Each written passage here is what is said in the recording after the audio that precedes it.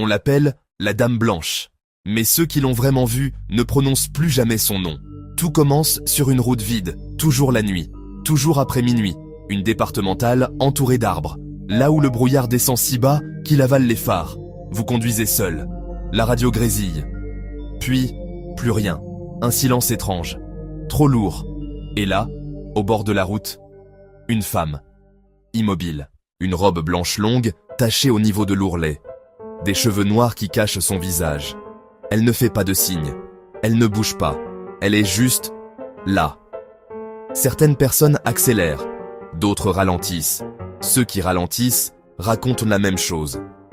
Au moment précis où leurs phares éclairent son visage, il n'y a rien. Pas d'yeux, pas de bouche, juste une peau pâle, lisse, comme un masque. Et elle disparaît. Mais l'histoire ne s'arrête jamais là. Parce que quelques minutes plus tard, l'air dans la voiture devient glacé.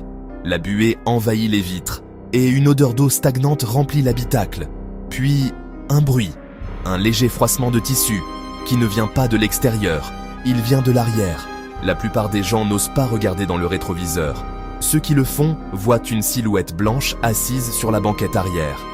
Tête penchée, toujours immobile, et lentement, très lentement. Elle relève la tête. Cette fois, il y a un visage, des yeux noirs, profonds, et un sourire beaucoup trop large pour être humain. Certains conducteurs perdent le contrôle à ce moment précis. Accident, voiture retournée. Et quand les secours arrivent, il n'y a qu'un seul corps à l'intérieur.